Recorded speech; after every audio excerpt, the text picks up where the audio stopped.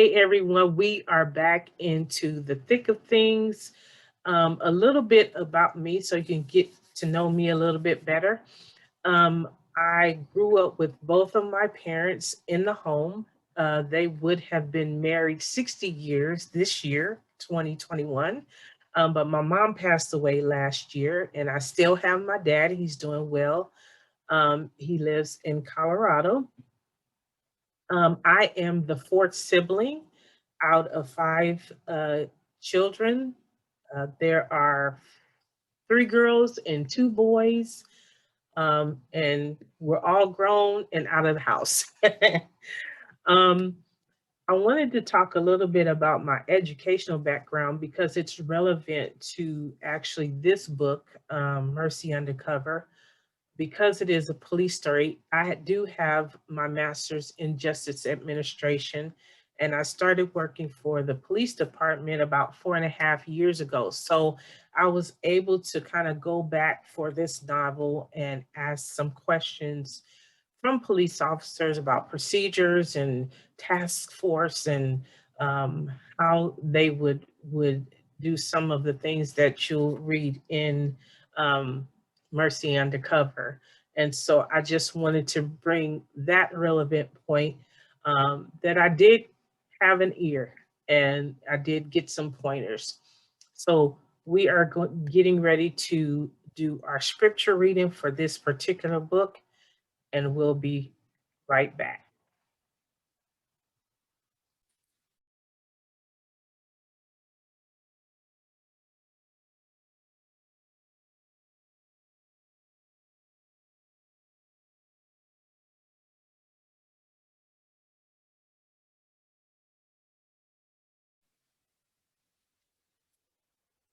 Hey everyone, I'm glad we are back. I hope you enjoyed the scripture reading. Mercy Undercover. I started writing this book when I was about 23, 24. This was prior to me accepting Christ into my life. And so I did at an early, early in my 20s, consider joining the police department. But of course, I did not go that route. But any case, when I started writing this book, it really took on its own personality in regards to, because my dad used to tell a story. So there's storytelling in this, there's relationship issues within, it's drama, it's murder. And so when she goes through the ranks of as a police officer, she has to go undercover. Um, and there's a police officer that is murdered, that is killed, and she goes undercover to catch the killer. But instead of going directly to and infiltrating the organization that the killer is over, which is kind of like a drug cartel, they go through the route of getting information from the brother who used to be in the organization but is no longer really ahead of, which he used to be ahead of the manpower. So without giving too many details, um, relationships ensue.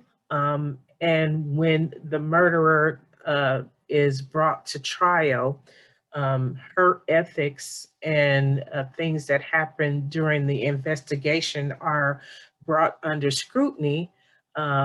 And she has to deal with internal affairs. She has to deal with her partners. She has to deal with other police officers. She has to deal with, even the family of the person who murdered the police officer. And so um, this book, in kind of chronologically, talks about her life during this process of her being undercover, and what happens after that. And so there's a little tidbit I will tell you in this book, because it is written in first person, because she's telling the story in between some of some paragraphs and in between some of the chapters, she's giving her own fun, interesting banter back and forth to the reader, from herself to the reader. And so that gives it a fun element to this book. Um, Again, it's about relationships and how we deal with them, and how we uh, really have to deal with some trials and tribulations in our lives, and also have to deal with the consequences of our choices. And so now we're getting ready to do the reading for Mercy Undercover.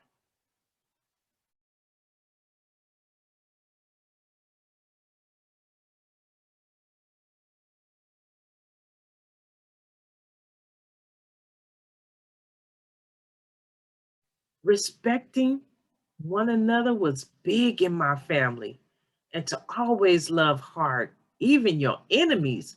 You know how hard that is? To love someone you can give everything to and get nothing but heartache in return. To sacrifice who you are only to see the fruits of your labor given to another woman. To understand you did nothing wrong and everything wrong at the same time. I know what you're saying to yourself right now as you're reading this. Why doesn't she just get over the ex already? You have this gorgeous man sitting right next to you. Live in the moment, girl. Why are you tripping? Because you know how we girls do. We mess everything up with our own hangups and then want to blame everybody else. And I wanted to stay mad at my ex for as long as I could. I didn't want happiness. I wanted to give my ex hell by giving him all the power of my sanity. Okay, okay, I got it. Don't you get it too? You've given him or her the power way too long. The power is now in your hands to forgive and move on from what he or she did. The power to move forward with your life is exonerating, because he or she is no longer important enough for you to care. Your ex should be no more of your concern nor a factor in any of your conversations, unless you're giving a testimony, not gossip. Even if you have children, he or she has moved on, and so should you. I digress a little. I'm back on track. My mother could read me like a book. Sometimes she would know things I hadn't told her. Sometimes it was scary, and I didn't want to talk to her about it.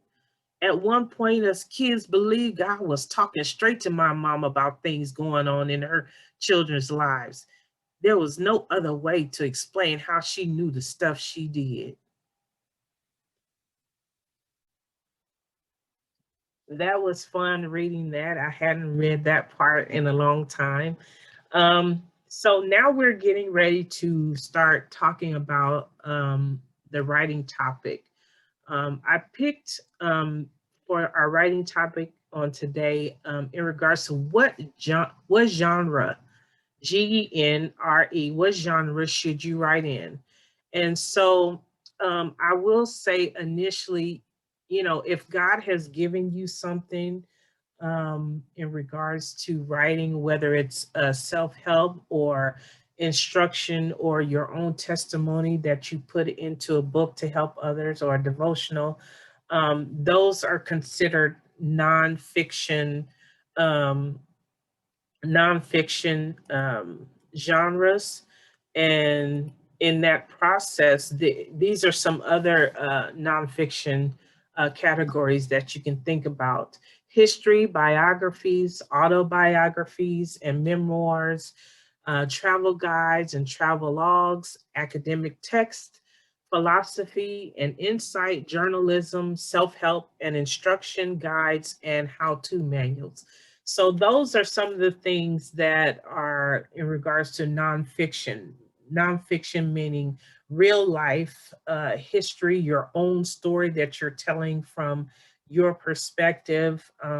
It's not, you know, based on any fiction. Fiction, of course, is not real. It could have elements of real life or elements of a story. Um, Mercy Undercover has elements of my real life in it, but it is uh, definitely a fictional story because I never became a police officer at all. And so I consider Mercy Undercover a police procedure, crime thriller drama novel.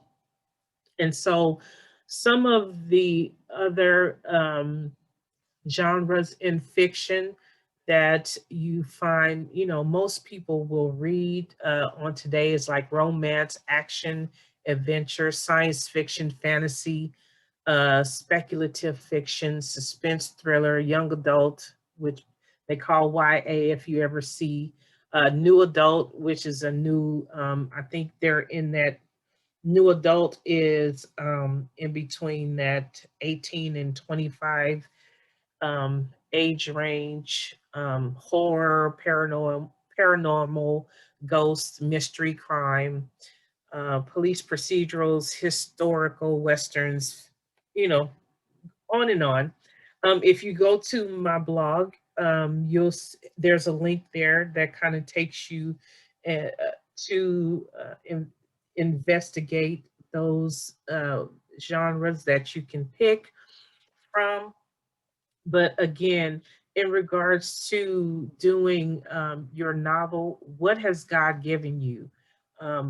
What again is it something that God um, has put a desire in you to write?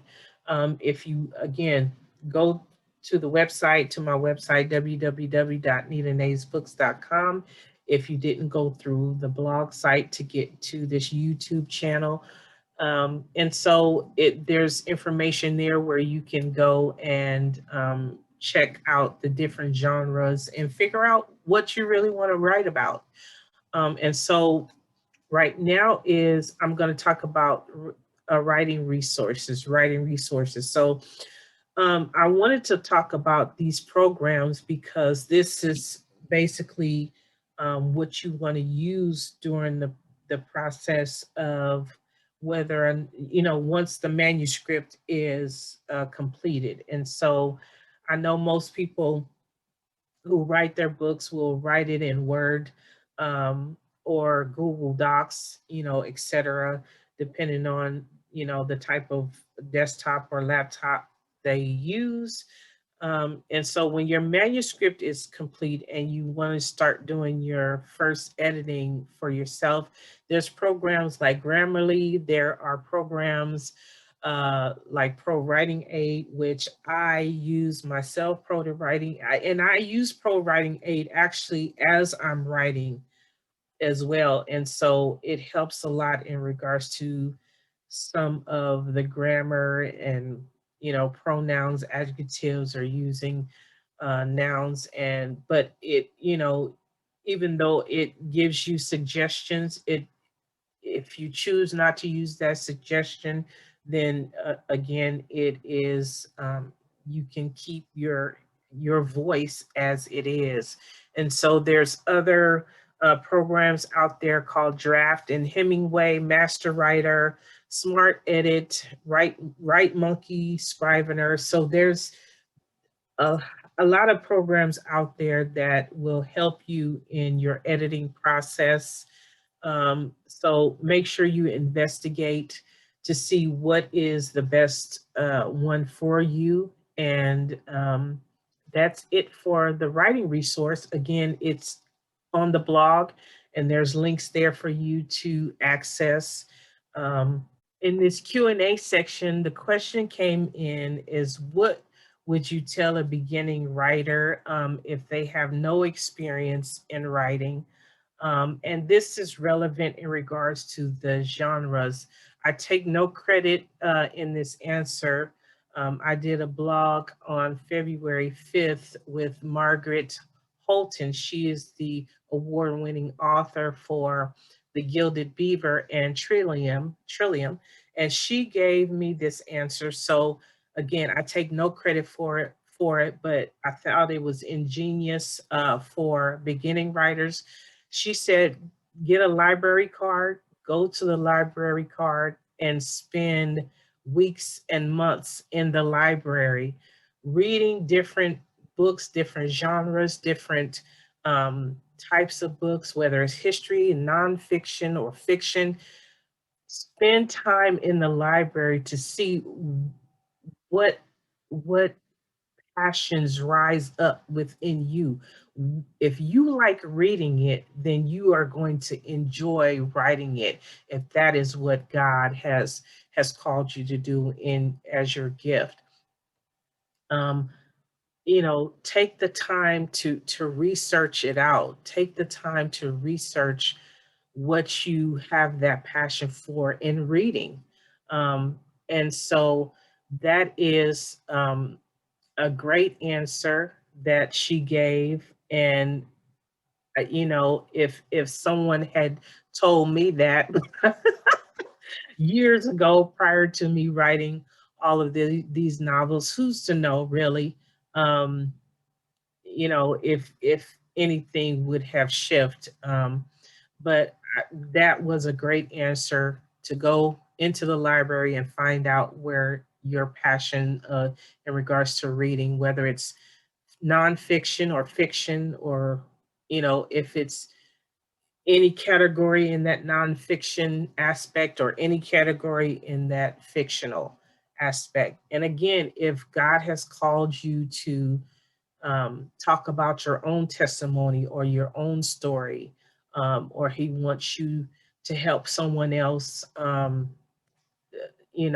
overcome something you have overcome, then that's definitely in your nonfiction genre aspect and in your genre. So I would stick with that, and seek out help, seek out other writers, seek out communities like on Twitter. There's the writing community, and so I've been on there for quite some time, and you get to learn about other people's books as well. So don't be afraid of social media, although you don't want to be on it all the time, especially when you're writing.